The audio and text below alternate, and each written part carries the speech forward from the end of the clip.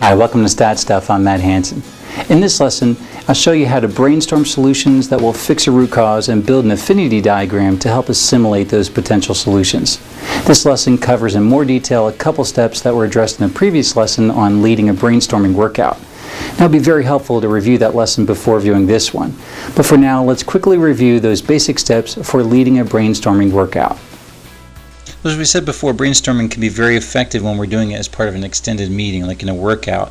And we could do this in just a short time frame, like 3 to 4 hours. That should at least include the team or any other critical SMEs that we want to be included as part of that exercise.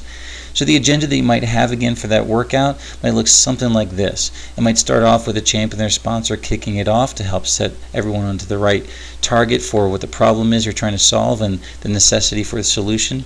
And also we might get into reviewing the transfer function and validating the root cause. Again, why they're there in the first place and what's the root cause that we're trying to focus on as part of that workout. And then the third step will be to notate all the potential solutions that may fix that root cause. That's where you're going to spend the bulk of your time. And then fourth, you want to get into building an affinity diagram of those proposed solutions that you might be able to work with. And step 5 will be to build an impact matrix, or like a pick chart, that can help map out those proposed solutions. That might take some additional time there as well. And the sixth step would be to select the proposed solutions and build a plan for any necessary research that might need for each of those solutions. And the last step is to get your champion sponsor back in for final review to make sure that they agree with the solutions that were identified and the next steps that you've planned out with your team. Okay, now let's explore that third step where we'll show how you can notate all those potential solutions. Now, when we say that we want to notate all the potential solutions, I know that might seem kind of obvious and pretty straightforward to do that. However, there are a few things I'd like to recommend that you consider as you go through this process that could either help encourage or prevent stifling of the brainstorming exercise. So every proposed solution should be tied at least to the root cause and the problem statement. Again, the original reason why you're there in the first place. So make sure that at least those solutions proposed align back to that. Then I would recommend that each person gets a sticky pad and they have their different pieces of paper where they can notate for themselves the different solution that they're going to propose. They should just write it down themselves and post it on a wall in an obvious place for everyone to see. Now, as they go through that exercise of writing down the solution and throwing it onto the wall, whatever you do, do not try to validate every proposed solution. It should be a silent time. Let no one just make any comments or anything about anything that's proposed, because this is not the time to make those types of comments. We're looking for quantity here. We want to have a whole lot of solutions that are identified. We're not looking for quality of the solution. So we don't want to stifle the momentum that's being built for brainstorming ideas. So it's important that we don't try to belittle someone's idea that they're proposing or challenge it in any way, or say things like, well, we've done that already, we've tried that, or we already got that in place, don't worry about that. Again, the point here is to identify all possible solutions, not to evaluate each solution. So do not challenge it. Just let the person throw it up there and we'll deal with it later, because it's usually when we get to the impact matrix tool that will start to evaluate the validity or practicality of some of those ideas being proposed. So don't worry about that now. We'll get to it later. So just let them throw out all the possible ideas here. So one suggestion that you can use possibly to help you in fostering some additional ideas is using the 6 M's. Now, we used the 6 M's before for sources of variation in the measure phase when we're trying to find potential root causes.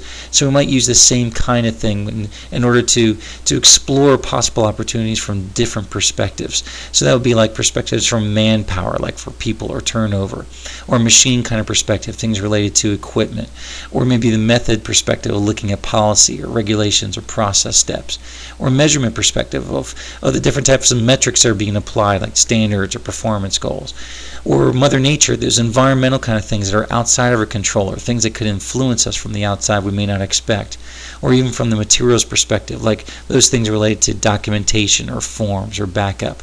Again, the whole point here is we want to identify all possible solutions, and we want a large quantity of the solutions that people are proposing. So let them just put it on the wall, and we can use these kinds of things like the 6 M's, to help guide them. If they're staring at their piece of paper and they don't know what to think of, then we can say things like, well, let's talk about from a manpower perspective. Here's the root cause we're trying to solve. What do you think are some possibilities, some things we could do in training, or some things related to the people that are involved in the process that can help us make an improvement to this root cause? And again, you just want to continue to ask questions in order to draw those ideas out of the people that you're talking to. Now let's explore the 4th step in the workout, where we'll take all those potential solutions and begin to build an affinity diagram. Well, now as we're trying to build an affinity diagram, it's pretty straightforward. An affinity diagram really is just a way of working through with your team to group the ideas that are proposed into similar groups, similar categories. So it's merely the result of trying to do that logical comparison and sorting them into these different groups. So the general steps you might follow is, again, you imagine that you have your list of all your different post-it notes of all the different proposed ideas from the team, and each person will quietly review all the different post-it notes to themselves and look over all the different ideas. Now the key here is that they need to do it quietly to themselves, and at any point a person can grab a sticky note and start to move it and separate it into different groups and start to associate them in different ways for what logically makes sense to them. So if there's an idea that might have some application to multiple groups, then what you might want to do is rewrite it onto a separate sticky note so that way it's represented in both groups. The point here is, though, you don't want to go through and criticize anyone who might separate movement. You keep it quiet as you walk through this kind of progress through the exercise, and you just let each person just do their own thought analysis to themselves of where they think there might be some association. And again, if it's one idea has multiple representation across different groupings, then just rewrite a new one and then you can have it represented among multiple groups.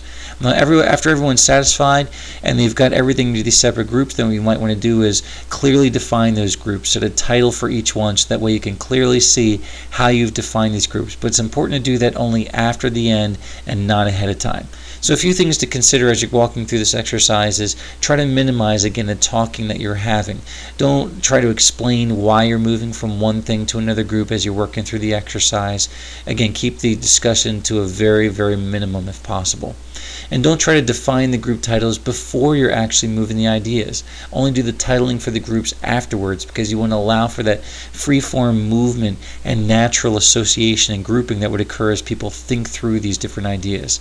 And then finally, it's okay if there's some ideas that happen to be by themselves and they don't have any other ideas associated with them. That's all right. If they are something that's unique and very different from some of the other things that have been grouped into other clear categories, then that's okay. Let it stand off by its own. Maybe that is the own idea, and it's okay if that happens. Don't feel like you have to force it into a group of a larger group that has more solutions than the one. All right, before we close this lesson, let's discuss how we can apply some of these concepts in a practical way. Well, I'd like you to apply the concepts that we went over in this lesson in a fun and personal way. So let's assume that you're trying to reduce your personal expenses and you found that a significant root cause is in your entertainment expenses. So first of all, try to consider all the types of entertainment expenses that you may have. So as an example, you may include some non-essential items like sports activities or dining out or movies or those kinds of things. And then next, use the 6 M's that we went over before and use that as a guide to help brainstorm ways that you can help reduce the expenses that you have associated with those entertainment activities. And then finally, what I want you to do is walk through the affinity diagram exercise by grouping those items that you've brainstormed. And that is, ask yourself, how would you title the groups that you've created? And which of the groups seems to have the most ideas associated with it? Well, that wraps up this lesson. Check out StatStuff.com for many more resources that can help you achieve powerful results. I'm Matt Hansen. Thanks for watching.